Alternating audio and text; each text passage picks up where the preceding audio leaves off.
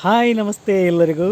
ತಾನಿ ತಂದನ ಜೋಡಿಯ ದಿನ ಬಿಟ್ಟು ಇರಲಾರೆ ನಿಮ್ಮ, ನೀವೇ ನನ್ನ ಪ್ರಾಣ, ನೀವೇ ನನ್ನ ಧ್ಯಾನ. ತಾನು ತಂದನ ಜೋಡಿಯ ದಿನ ಬಿಟ್ಟು ಇರಲಾರೆ ನಿಮ್ಮ ಅಂದರೆ ನನಗೆ ನೀವೆಲ್ಲ ಬದುಕಿನ ಬಂಗಾರಗಳಿದ್ದ ಹಾಗೆ, ಬದುಕು ಒಂದು ಚೈತ್ರವನ್ನು ಸೃಷ್ಟಿಸಿಕೊಂಡ ಹಾಗೆ ನಾವು ನಮ್ಮ ಚೈತ್ರದ ಜೀವನವನ್ನು ಚಿತ್ರಿಸಿಕೊಳ್ಳಬೇಕು. ಸಮಯದ ಸದುಪಯೋಗವನ್ನು ಅವಗಾಹನೆ ಮಾಡಿ ಅದನ್ನು ಆವಹಿಸಿಕೊಂಡು ಆ ಅರ್ಥಪೂರ್ಣ ಬದುಕಿಗೆ ನಾವು ನಾಂದಿ ಹಾಡಬೇಕು. ನಾಂದಿ ಹಾಡ್ತಿರಲ್ವ?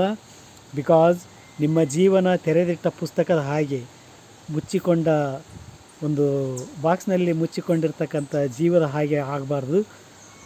ಇಡೀ ಓಪನ್ ಯೂನಿವರ್ಸಿಟಿ ಇದ್ದ ಹಾಗೆ ಇರಬೇಕು ನಿಮ್ಮ ಜೀವನ.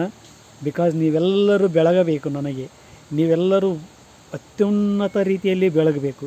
ನಿಮ್ಮ ಜೀವನ ಸುಂದರವಾಗಿರಬೇಕು. ನಿಮ್ಮ ಸಂಸಾರ ಅತ್ಯುನ್ನತವಾಗಿರ್ತಕ್ಕಂಥ ಸಾಧನೆಯನ್ನು ಮಾಡಬೇಕು. ಅದೇ ನನ್ನ ಜೀವನದ ಆಸೆ. ಬಿಕಾಸ್ ಕಷ್ಟಗಳಿಗೆ ಎಂದೂ ಹೆದರಬಾರ್ದು, ಕಷ್ಟಗಳಿಗೆ ಕುಗ್ಗಬಾರ್ದು. ಕಷ್ಟಗಳನ್ನು ಎಂದು ಮೆಟ್ಟಿ ನಿಂತು ಅದನ್ನು ಎಲ್ಲ ತಾಳ್ಮೆಯಿಂದ ಸಹಿಸಿಕೊಂಡು ಅದನ್ನು ತುಳಿದು ಮೇಲೆ ಎತ್ತಿ ಬರಬೇಕು. ಆಗಲೇ ಜೀವನ ಒಂದು ರಸಿಕತೆಯ ತಾಣ ಆಗುತ್ತೆ. ಗೊತ್ತಾಯ್ತಾ? ಆ ರಸಿಕತೆಯ ತಾಣವನ್ನು ನಾವು ಬಳಸ್ಕೊಳ್ಳೋದು ಹೇಗೆ ಅಂತ ಅಂದರೆ, ನಾವು ಆ ಸಮಯದ ಸದುಪಯೋಗವನ್ನು ಮಾಡಿಕೊಂಡು ನಾವು ಮುಂದಾಗಬೇಕು ಅನ್ನೋ ರೀತಿಯಲ್ಲಿ ನಾವು ದುಡಿದಾಗ ಮಾತ್ರ ನಮ್ಮ ಆಸೆಗಳು ಈಡೇರ್ತವೆ.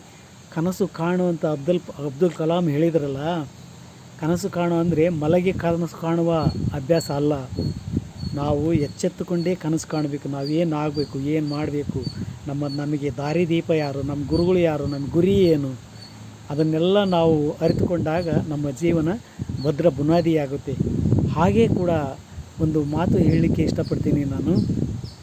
ಬಿಕಾಸ್ ಕರ್ತವ್ಯ ನಿಷ್ಠೆ ಯಾರು ಪಾಲಿಸ್ತಾರೋ, ಕುಚೋದ್ಯಗಳನ್ನು ಯಾರು ನಿಲ್ಲಿಸ್ತಾರೋ, ಕರ್ತವ್ಯಗಳನ್ನು ಪಾಲಿಸಿ ಕುಚೋದ್ಯಗಳನ್ನು ನಿಲ್ಲಿಸಬೇಕು. ಗೊತ್ತಾಯ್ತಾ? ಇನ್ನೊಬ್ಬರ ಏಳಿಗೆಯನ್ನು ಮೆಚ್ಚಿ ಅವರಿಗೆ ಶಬಾಷ್ಗಿರಿ ಕೊಡಬೇಕು. ವಾವ್, ಇವ್ರು ಹೀಗೆ ಮಾಡಿದರು, ಇವ್ರು ಹೀಗೆ ಮಾಡಿದರು. ಅದು ನಮ್ಮ ಬೆಳವಣಿಗೆ, ಬೌದ್ಧಿಕ ಬೆಳವಣಿಗೆ. ಅದು ಆ ಬೌದ್ಧಿಕ ಬೆಳವಣಿಗೆ ವೀಕ್ ಆದಾಗ ನಾವು ಇನ್ನೊಬ್ಬರನ್ನ ಅಪಸ್ಮೃತಿ ಮಾಡ್ತೀವಿ. ಅಂದರೆ ಇನ್ನೊಬ್ಬರನ್ನ ನಾವು ತೆಗಳ್ತೀವಿ. ಅಯ್ಯೋ ಅವನೇನು ಬಂತು, ಅದು ಅಲ್ಲಿಂದ ಬಂತು, ಇದು ಇಲ್ಲಿಂದ ಬಂತು, ಅವನೆಲ್ಲಿ ಹಾಗೆಲ್ಲಿ. ಅದೆಲ್ಲ ಬೇಡ. ಅದು ನಮಗೆ ಬೇಕಾಗಿಲ್ಲ. ನಾವು ಮಾಡೋದು ಒಂದೇ ಕೆಲಸ. ನಾವು ದುಡಿಬೇಕು, ನಿರಂತರವಾಗಿರ್ತಕ್ಕಂಥ ಪ್ರಯತ್ನಶೀಲರಾಗಬೇಕು.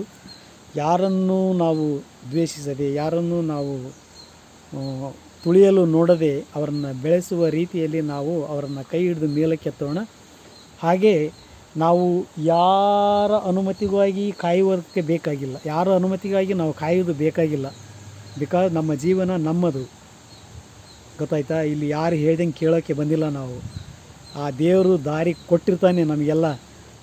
ಈ ಭೂಮಿಗೆ ತಂದಿರ್ತಾನೆ ಅಂದರೆ ಅವನದೇನಾದರೂ ಒಂದು ಸಾಧನೆ ಮಾಡಲಿಕ್ಕೋಸ್ಕರನೇ ತಂದಿರ್ತಾನೆ. ಅವನ್ನೇ ಸುಮ್ಮನೆ ಹುಟ್ಟಿಸಿ ಸುಮ್ಮನೆ ಸಾಯಲಿಕ್ಕೆ ಬಂದಿರೋದಿಲ್ಲ ಅವನು ಈ ಭೂಮಿಗೆ. ಗೊತ್ತಾಯ್ತಾ? ಸಮಯವನ್ನು ಒಳ್ಳೆಯದಕ್ಕೆ ವಿನಿಯೋಗಿಸಿ ಕೆಟ್ಟದ್ರ ಬಗ್ಗೆ ಮಾತಾಡೋದೇ ಬೇಡ. ಆ ಕೆಟ್ಟದ್ದು ನಮ್ಮ ಮನಸ್ಸಿನಲ್ಲಿ ಬರೋದೇ ಬೇಡ. ಕೆಟ್ಟದ್ದನ್ನು ಮಾತಾಡಿದರೆ ಅಲ್ವಾ ಅದು ನಮಗೆ ಬರೋದು. ಆ ಕೆಟ್ಟದ್ದನ್ನು ಬಿಟ್ಟುಬಿಡೋಣ. ಅದ್ರ ಬಗ್ಗೆ ಲಕ್ಷ್ಯ ಕೊಡೋದು ಬೇಕಾಗಿಲ್ಲ. ನಾನು ಹೇಳೋದ್ರಿಂದ ನನ್ನ ಜೀವನದ ಅನುಭವಗಳನ್ನು ಅಷ್ಟೇ ಹೇಳ್ತೀನಿ ಹೊರತು ಬೇರೆ ಯಾವ ಉದ್ದೇಶದಿಂದ ಅಲ್ಲ. ನನಗೆ ಯೂತ್ ಮೇಲೆ ಬರಬೇಕು ಅಷ್ಟೇ. ನನಗೆ ಯೂತು ಕೈ ಎತ್ಕೊಂಡು ಓಡಾಡಬೇಕು, ತಲೆ ಎತ್ಕೊಂಡು ಓಡಾಡಬೇಕು. ಗೊತ್ತಾಯ್ತಾ? ಅವರಿಂದ ಇವರಿಂದ ಹೋಗಿ ಫೋಟೋ ತೆಗ್ಸ್ಕೊಂಡು, ಅವರಿಂದ ಚೀಲಗಳಾಗಿ ಅವರಿಂದ ಫೋಟೋ ತೆಗ್ಸ್ಕೊಂಡು, ಆ ಫಂಕ್ಷನ್ನಲ್ಲಿ ಹೋಗಿ ಯಾವನ ಜೊತೆಗೆ ಫೋಟೋ ತೆಗ್ಸ್ಕೊಳ್ಳೋದು, ಇವನ ಜೊತೆಗೆ ಫೋಟೋ ತೆಗ್ಸ್ಕೊಳ್ಳೋದು. ದೊಡ್ಡ ಮನುಷ್ಯರ ಅದು ದೊಡ್ಡಸ್ತಿಕೆ ಅಲ್ಲ.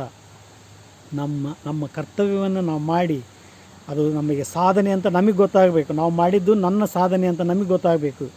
ಯಾವುದೋ ಕಚಡಗಳ ಹಿಂದೆ ಹೋಗಿ ಒಂದೆರಡು ಸೆಲ್ಫಿ ತಗೊಂಡು ಕೂಡಲೇ ಅವ್ರ ಜೊತೆಗೆ ನಮಗೆ ಯೋಗ್ಯತೆ ಬಂದಿರೋದಿಲ್ಲ. ಗೊತ್ತಾಯ್ತಾ? ಆ ಕೆಲಸವನ್ನು ಬಿಟ್ಟುಬಿಡಿ. ನಮ್ಮ ಬದುಕು, ನಮ್ಮ ಬಾಳನ್ನು ನಾವು ಸಾರ್ಥಕಪಡಿಸಿಕೊಳ್ಳೋಣ. ಅವೆಲ್ಲ ಕೆಲಸಕ್ಕೆ ಬಾರದ ಕೆಲಸಗಳು ಅವೆಲ್ಲ. ಗೊತ್ತಾಯ್ತಾ? ಅವೆಲ್ಲ ಬಿಟ್ಟುಬಿಡಿ. ಅವನ್ನೆಲ್ಲ ಚೆನ್ನಾಗಿರಿ, ಚೆನ್ನಾಗಿ ಬದುಕಿ, ಚೆನ್ನಾಗಿ ಬಾಳಿ. ನಿಮ್ಮ ಕುಟುಂಬಕ್ಕೆ ನೀವು ಋಣಿಗಳಾಗಿರಿ. ನಿಮ್ಮ ತಂದೆ ತಾಯಿಗಳಿಗೆ ನೀವು ಋಣಿಗಳಾಗಿರಿ. ನಿಮ್ಮ ತಾತ ಮುತ್ತಾಂತದರಿಗೆ ಋಣಿಯಾಗಿರಿ ನೀವು. ಬಿಕಾಸ್ ಅವರು ನಮ್ಮನ್ನು ಈ ಧರೆಗೆ ತಂದಿರತಕ್ಕಂಥ ದೇವರು. ಅವರು ನಮಗೆ ಸಂಸ್ಕೃತಿಯನ್ನು ಕೊಟ್ಟಿದ್ದಾರೆ, ಅಗೋಚರವಾಗಿರ್ತಕ್ಕಂಥ ಶಕ್ತಿಯನ್ನು ನೀಡಿದ್ದಾರೆ, ದೈಹಿಕವಾಗಿ ಬೌದ್ಧಿಕವಾಗಿ ಮಾನಸಿಕವಾಗಿ ಬೆಂಬಲವನ್ನು ಕೊಟ್ಟಿದ್ದಾರೆ. ಅವರ ಹೆಸರನ್ನು ಉಳಿಸಿ ಬೆಳೆಸುವ ಕರ್ತವ್ಯ ನಮ್ಮದು. ಗೊತ್ತಾಯ್ತಾ? ಸಾಗಲಿ ಮುಂದೆ ಸಾಗಲಿ ಈ ಜೀವನದ ಪಯಣ, ಸಾಗಲಿ ಮುಂದೆ ಹೋಗಲಿ ಈ ಮನುಸ್ಮೃತಿಯ ಬೆಳವಣಿಗೆ. Thank you so much. ಎಲ್ಲರಿಗೂ ನಮಸ್ಕಾರಗಳು. ಕೇಳಿ ಆನಂದಿಸಿ ಸೌಭಾಗ್ಯವನ್ನು ತನ್ನಿ. ಸಹಸ್ರಾರು ಪ್ರಣಾಮಗಳು ನಿಮಗೆಲ್ಲ.